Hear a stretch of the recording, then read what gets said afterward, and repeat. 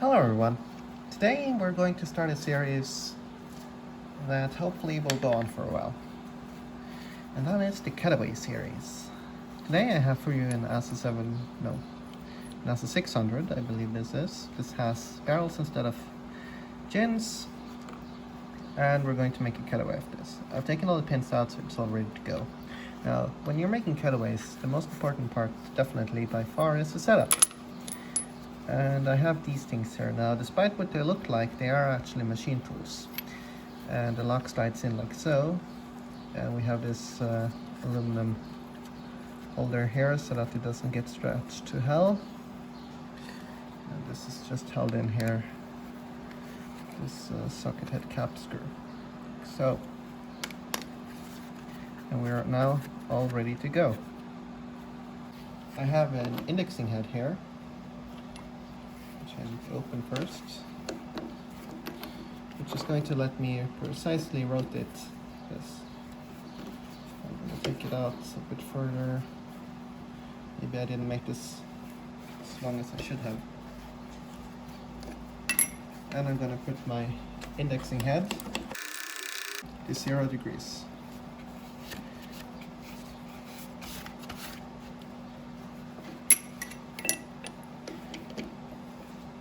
I want to try to have this thing here as perpendicular as possible, but in all reality that is a rather non-critical dimension with these. But I'm still going to use an indicator. I'm going to lock it down for now. And we're going to talk about the cutters we're going to use. I have a bunch of cutters here that I wanted to show you. And the main workhorse for these are going to be these. These are 1.5mm end mills. And I think those are the ones that I'm going to use now. But some larger pins can give you a better view with these 2mm end mills. But I will not use those in this video. Obviously we first need to put in a larger end mill to get it somewhat down to shape, so why don't we go ahead and do that right now.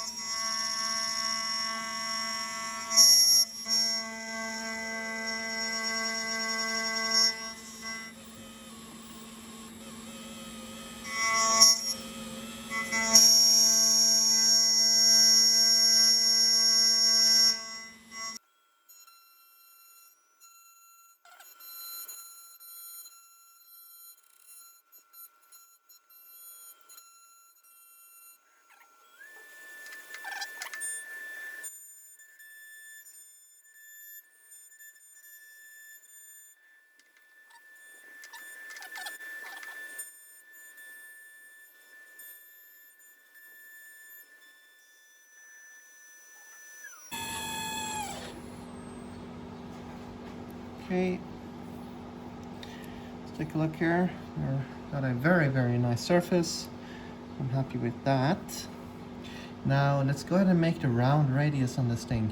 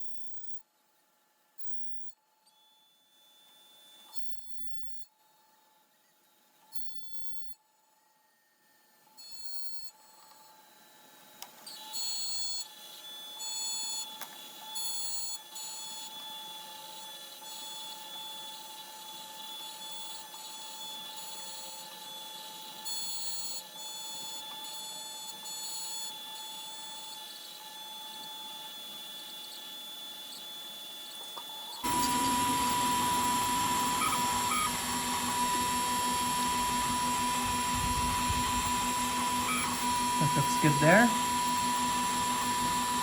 Let's swap over to the smaller one now.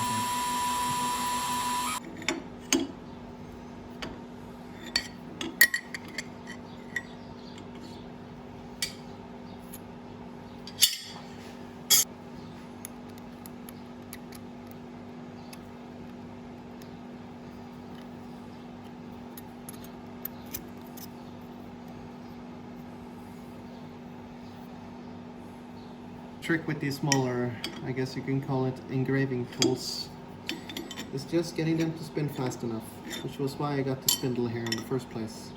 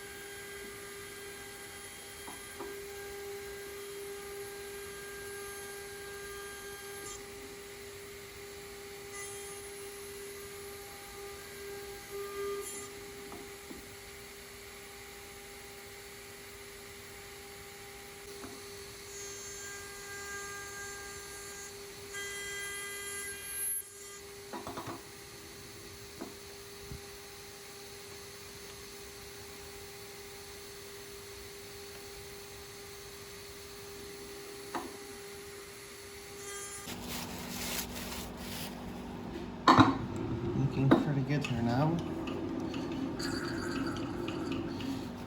The only problem with using these emmets here is that they're quite short, so it can be difficult at times to get all the way.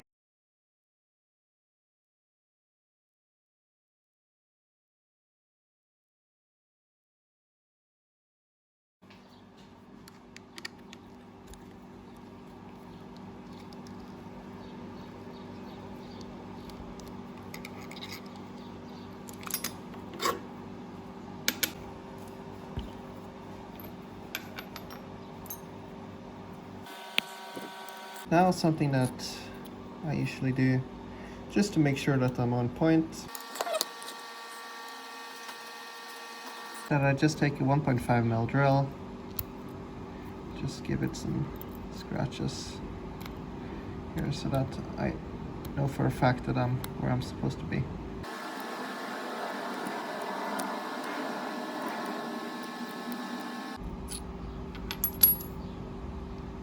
Okay, so I somehow managed to lose the footage of me doing the plug, but I can explain what I did to the best of my abilities. So here I had these scratches, and what I did is that I just lined up my end mill with these scratches. I can get them by eye close to 1/10 of a millimeter.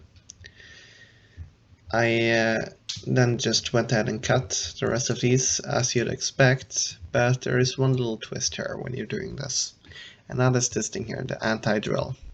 Now, this anti-drill can be quite dangerous, at least when you're drilling, and especially when you're using high-speed steel cutters. But mine was solid carbide, and solid carbide cuts through hardened steel. And this was no exception. So, although it had this anti-drill, it really wasn't a problem with when I was milling.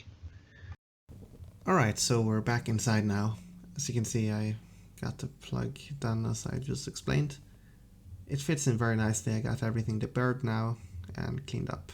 I also smoothed out this round part over the file and I drilled with some abrasive stuff to try and get a better finish. Let's go and assemble this thing here now. It's rather simple. These are all top loading, so I just insert the pins like so, put the spring in on top. Now, while I am assembling this lock, I just want to talk a little bit more about what I want from this series. I want to make one video like this every Sunday, maybe a bit better. This was the first one, but hopefully a bit better. And there are limits to how many locks that I have. So I am open to doing cutaways for locks that you might have and want to cut away off. And obviously I will not charge anything for it, as long as it's reasonable. I will not make 1,000 cutaways of a particular lock for free. But yeah, you can understand my point. So if anybody does have any locks, feel free to send me an email. Yeah, it really does help out the series a lot. Here we can see it a little bit better on a close-up.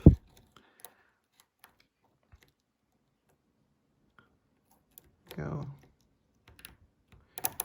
And you can see barrel spools and all of that. So I think that this was a success today.